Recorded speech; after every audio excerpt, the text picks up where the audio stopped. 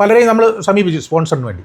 പക്ഷേ ആരും സ്പോൺസർഷിപ്പ് നമുക്ക് കിട്ടിയില്ല. അവസാനം എൻ്റെ മക്കൾ പൈസ തന്നാണ്. ഞാൻ പറയുന്നത് 61 വയസ്സ് ഞാൻ ഇപ്പം ഇവിടെ ഇരിക്കുന്നത്. എനിക്ക് ഇതുവരെ ദൈവം സഹായിച്ച ഓരോ അസുഖങ്ങളും ഇല്ല.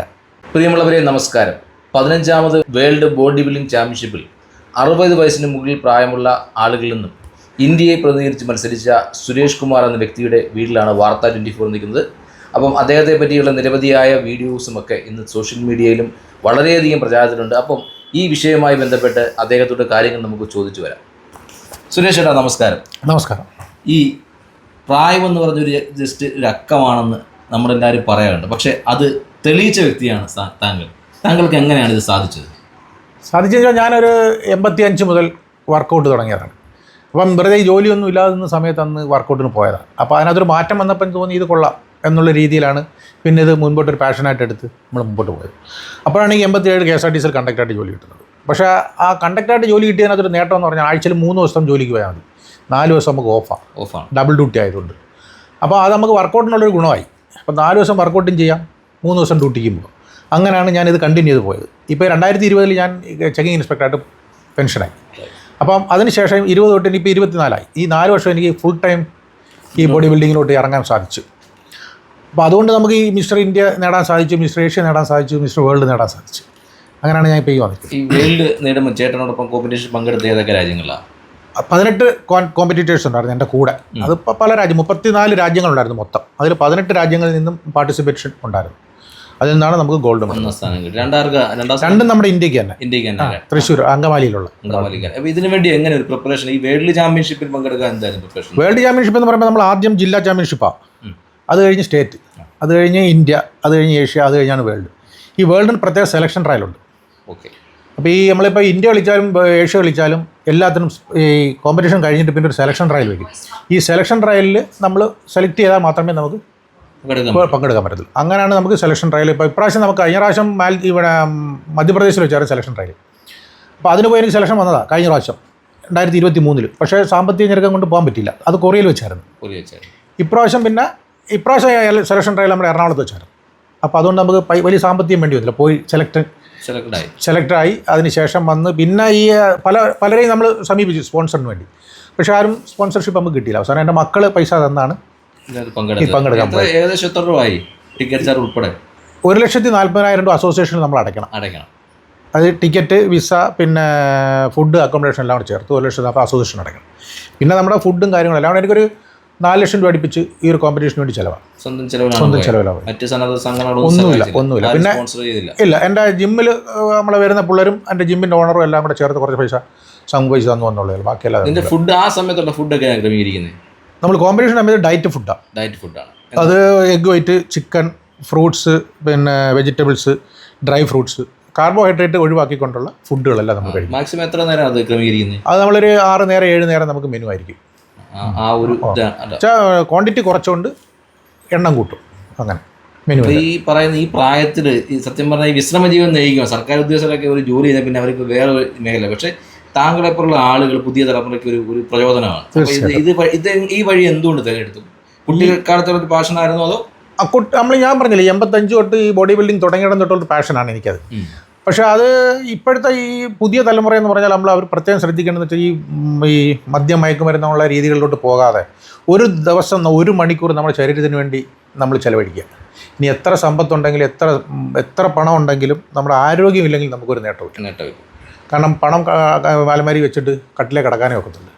അതേസമയം നമ്മൾ 1 മണിക്കൂർ നമ്മുടെ ശരീരത്തിന് വേണ്ടി ചിലവഴിക്കുക, നമ്മുടെ ആരോഗ്യം സംരക്ഷിക്കുക, നല്ല ആരോഗ്യമായിട്ടുള്ളൊരു മനുഷ്യനായിട്ട് നമ്മൾ നടക്കുക. അപ്പം ഇപ്പോൾ പുതിയ തലമുറയ്ക്ക് അങ്ങനെ ചിന്തിക്കുകയാണെങ്കിൽ ഇവരുടെ ഈ ദുർനടപടിയിൽ നിന്നും മാറി നല്ല രീതിയിൽ ചിന്തിച്ച് നമുക്ക് നല്ല വഴിക്ക് പോകാൻ സാധിക്കും. മക്കളൊക്കെ എനിക്ക് മോനും ഒരു മോളുമാണ്. എൻ്റെ മൂത്തത് മകളും, രണ്ടാമത്തത് മോനും. മോൻ ജൂനിയർ കേരളയായിരുന്നു. അവൻ ബോഡി ബിൽഡിംഗ് ചെയ്യുന്നുണ്ട്. അവൻ ഇപ്പോൾ അബുദാബിയിലാണ്. അവിടെ ചെയ്യുന്നുണ്ട്. അവനും അവൻ്റെ വൈഫും കുട്ടിയും അവിടെ, മോളും മരുമോനും എല്ലാം ട്രിവാൻഡ്രത്തും. ഇപ്പം നമുക്ക് ഈ പ്രൈസൊക്കെ കിട്ടി. ഇപ്പം ഇന്ത്യയിലെ ദേശീയ പതാക ഉയർത്തി അതാണ് നമ്മുടെ ദേശീയ ഗാനമൊക്കെ ആലപിച്ച് ഞാൻ ടി വിയിലൊക്കെ കണ്ടതാണ്. അപ്പം നമ്മുടെ ജനപ്രതിനിധികളായ കൊല്ലത്തെ MP ഉണ്ട്, പ്രേമേന്ദ്രൻ സാറുണ്ട്, ഇവിടെ മന്ത്രി ഉണ്ട്, മന്ത്രിമാർ 2-3 ഒരു ജില്ലയാണ്. അവരൊക്കെ സാറിനെ വിളിച്ചായിരുന്നു? ഇല്ല, ആരും വിളിച്ചിട്ടുമില്ല. ആരും ഇതുവരെ വന്ന് നമ്മളെ കണ്ടിട്ടുമില്ല. നമുക്ക് ആ ഒരു പരിഗണന കിട്ടിയിട്ടില്ല, ഇതുവരെ കിട്ടിയിട്ടില്ല. കാരണം നമ്മുടെ രാജ്യത്തെ സ്പോർട്സിനോടൊക്കെ നമ്മൾ കഷ്ടപ്പെട്ട് ജീവിച്ച് മുന്നോട്ട് പോകും. ഇപ്പോൾ ശ്രീജേഷിന് ഇപ്പം ഹോക്കിയിലെ ചാമ്പ്യൻഷിപ്പ് കിട്ടി വലിയ സ്വീകരണം സ്വീകരണം കൊടുക്കുന്നു. അത്തരത്തിലുള്ള സ്വീകരണവും താങ്കൾ കിട്ടിയില്ല. ഇതുവരെ കിട്ടിയിട്ടില്ല. പൗരാവലിയുടെ നാട്ടിലെ കൊല്ലത്തിൽ ഇല്ല, നമ്മുടെ ഇവിടുത്തെ പൊതുജനങ്ങൾ എൻ്റെ ഈ ഗ്രാമവാസികൾ എനിക്കൊരു പൗരസ്വീകരണം തന്നായിരുന്നു വന്ന് ഇറങ്ങിയപ്പം. അല്ലാതെ നമ്മുടെ ഇവിടുത്തെ ഒരു ജനപ്രതിനിധികൾ ആരും വരുവോ ഒന്ന് വിളിക്കുകയോ പോലും ചെയ്തിട്ടില്ല, ഇതുവരെ ചെയ്തിട്ടില്ല. വേണ്ട പരിഗണന തന്നു കിട്ടിയിട്ടില്ല. അപ്പോൾ ഇനി പുതിയ തലമുറ ഇപ്പം ഞാൻ പറഞ്ഞു നമ്മുടെ നാട്ടിൽ ഒരുപാട് ഹോസ്പിറ്റലുകൾ വരുന്നുണ്ട്. ഹോസ്പിറ്റലിൽ വരുന്നത് നല്ലതാണ്, അതിനേക്കാളുപരി മോശമാണ്. കാരണം രോഗങ്ങൾ ഉണ്ടായിട്ടാണ് ഹോസ്പിറ്റലുകൾ വരുന്നത്, അല്ലെങ്കിൽ അവർ ഒരിക്കലും ഹോസ്പിറ്റൽ തുടങ്ങത്തില്ല. അപ്പോൾ അത്തരത്തിലുള്ള പുതിയ തലമുറയോട് ചേട്ടൻ എന്താ പറയുക? അതാ ഞാൻ നേരത്തെ പറഞ്ഞത്, ഒരു മണിക്കൂർ നമുക്ക് വേണ്ടി നമ്മുടെ ആരോഗ്യത്തിന് വേണ്ടി 1 മണിക്കൂർ ചിലവഴിച്ചാൽ ഈ ഹോസ്പിറ്റലുകളുടെ ഒരു ആവശ്യമില്ല. കാരണം ഈ കൊളസ്ട്രോള്, പ്രഷർ, ഷുഗർ ഇതൊന്നും നമുക്ക് പിടിപെടത്തില്ല. ഞാൻ പറയാം, 61 വയസ്സ് ഞാൻ ഇപ്പം ഇവിടെ ഇരിക്കുന്നത്, എനിക്ക് ഇതുവരെ ദൈവം സഹായിച്ച ഓരോ അസുഖങ്ങളും ഇല്ല. അത് നമ്മുടെ ഈ വർക്കൗട്ടിൻ്റെയും ഡയറ്റാണ് മെയിൻ. നമ്മൾ എത്ര വർക്കൗട്ട് ചെയ്താലും ഡയറ്റ് കറക്റ്റായിട്ട് ഫോളോ ചെയ്തില്ലെങ്കിൽ ഒരു കാര്യമില്ല. അപ്പം ഡയറ്റ് നമ്മൾ ഈ നല്ല രീതിയിൽ ഡയറ്റ് ഫോളോ അത് മെയിനായിട്ട് നമ്മളൊരു ട്രെയിനർ ഉണ്ടെങ്കിൽ ആ രീതിയിൽ. ഇപ്പോൾ നമ്മളിപ്പോൾ ബിഗിനേഴ്സ് നമ്മൾ വർക്കൗട്ട് ചെയ്യാൻ ചെല്ലുകയാണെങ്കിൽ അവർക്ക് തോന്നിയ കണക്ക് ചെയ്തിട്ട് പോയിട്ട് കാര്യമില്ല. ഒരു ട്രെയിനറുടെ കീഴിൽ എപ്പോഴും ഒരു ട്രെയിനർ വേണം. ആ ട്രെയിനറുടെ കീഴിൽ അവർ പറയുന്ന രീതി അനുസരിച്ച് ഡയറ്റും വർക്കൗട്ടും ചെയ്തു പോയാൽ ഒരു അസുഖം ആർക്കും ഉണ്ടാകത്തില്ല.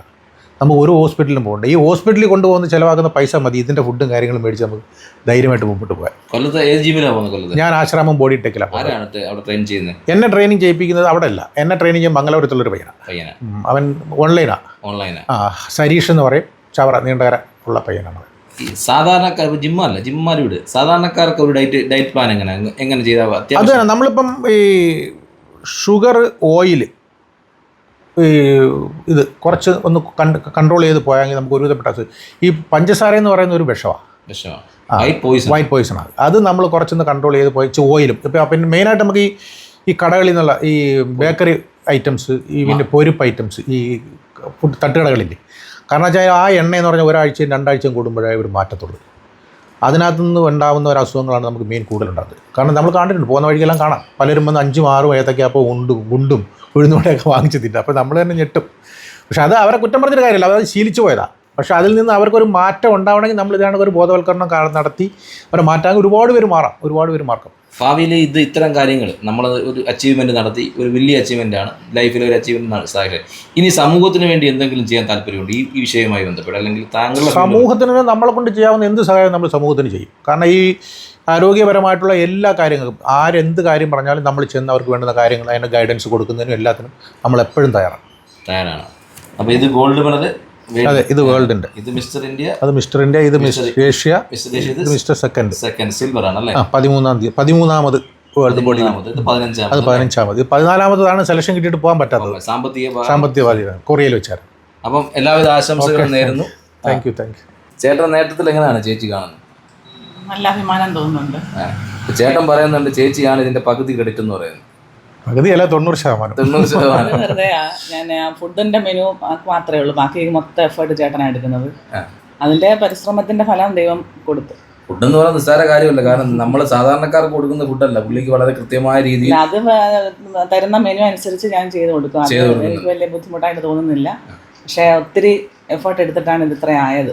ഈ ട്രോഫി ഇങ്ങനെ ഇന്ത്യയുടെ പതാക, ദേശീയഗാനം ഒക്കെ കേട്ടുകൊണ്ട് പതാക ഉയർത്തിയപ്പോൾ എന്താണ് തോന്നിയത് ആ ഒരു നിമിഷം? സന്തോഷമുണ്ടല്ലേ? നാട്ടുകാരും സുഹൃത്തുക്കളൊക്കെ എന്ത് പറഞ്ഞു? എല്ലാരും പുറത്തിറങ്ങാൻ പറ്റത്തില്ല, ചേട്ടനെ കൊണ്ട് എങ്ങോട്ടും പോകാൻ പറ്റത്തില്ല, എല്ലാവരും സെൽഫി. റെസിഡൻസ് അസോസിയേഷൻ ഒക്കെ എങ്ങനെ വന്നു ഇവിടുത്തെ? ഡേറ്റ് എടുത്തിരിക്കുക. അപ്പം പ്രിയമുള്ള പ്രേക്ഷകരെ, സുരേഷ് ചേട്ടൻ്റെ വിശേഷങ്ങളെല്ലാം അദ്ദേഹം പങ്കുവച്ചു. പക്ഷേ നമ്മുടെ രാജ്യത്തിൻ്റെ അഭിമാനമായി മാറി നമ്മുടെ ദേശീയ പതാകയും ദേശീയ ഗാനമൊക്കെ മാലദ്വീപിൽ ഉയർന്നു കേട്ടതാണ്. അത്തരമൊരു ആക്ക് വേണ്ട വിധ പരിഗണന നമ്മുടെ നാട്ടിലെ ആളുകൾ കൊടുത്തില്ല എന്നുള്ളത് വളരെ നിർഭാഗ്യം തന്നെയാണ്.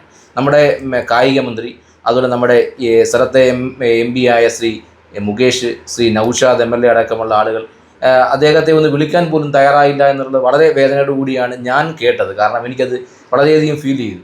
അപ്പം തീർച്ചയായും അദ്ദേഹം ഒരു KSRTCയിലെ ജീവനക്കാരനായി രാജ്യത്ത് നമ്മുടെ ആളുകൾക്ക് വേണ്ടി സേവനം ചെയ്ത വ്യക്തിയാണ്. ശമ്പളത്തിലൊരു ജോലിക്കുപരി തന്നെ KSRTC എന്നതൊരു സേവന മേഖലയാണ്. ആ സേവന മേഖലയിൽ വർക്ക് ചെയ്ത് ഇൻസ്പെക്ടറായി റിട്ടയർഡ് ചെയ്തിട്ട് അദ്ദേഹം വെറുതെ ഇരുന്നില്ല. ഈ പ്രായത്തിലും അദ്ദേഹത്തിൻ്റെതായ ജോലികൾ പോയി അദ്ദേഹത്തിൻ്റെ ഫാഷനായി മാറുകയും അത് ഇന്ത്യക്ക് തന്നെ അഭിമാനമായി മാറി 15ാമത് വേൾഡ് ബോഡി ബിൽഡിംഗ് ചാമ്പ്യൻഷിപ്പിൽ പങ്കെടുത്തുകൊണ്ട് ഇന്ത്യയുടെ പതാക ഉയർത്തുകയും 1ാം സമ്മാനം ഇന്ത്യയിലേക്ക് കൊണ്ടുവരികയും ചെയ്ത വ്യക്തിയാണ്.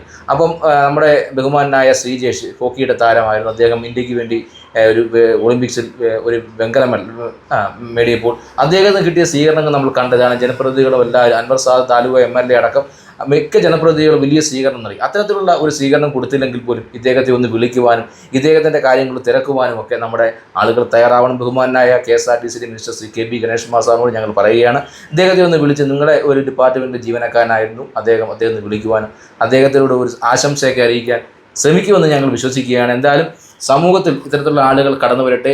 പ്രായമാകുമ്പോൾ വീട്ടിലിരിക്കാതെ സമൂഹത്തിന് വേണ്ടി ഗുണകരമായ കാര്യങ്ങൾ അദ്ദേഹം ചെയ്യാൻ പറഞ്ഞു. അദ്ദേഹം ആരോഗ്യകരമായ കാര്യങ്ങളെ പറ്റിയൊക്കെ നമുക്ക് സംസാരിച്ച് പുതിയ തലമുറ ഇത്തരം കാര്യങ്ങൾ ശ്രമിച്ചുകൊണ്ട് മുന്നോട്ട് വരാനുള്ള ശ്രമങ്ങൾ നടത്തട്ടെ. ആരോഗ്യകരമായ ഫുഡുകളും ആരോഗ്യകരമായ വ്യായാമങ്ങളും ചെയ്യുവാൻ നമ്മൾ മുന്നോട്ട് വരണമെന്നാണ് അദ്ദേഹം പറഞ്ഞേക്കുന്നത്. അദ്ദേഹത്തിൻ്റെ മുന്നോട്ടുള്ള ജീവിതത്തിൽ എല്ലാവിധ ആയുരാരോഗ്യങ്ങളും നേർന്നുകൊണ്ട് നന്ദി, നമസ്കാരം.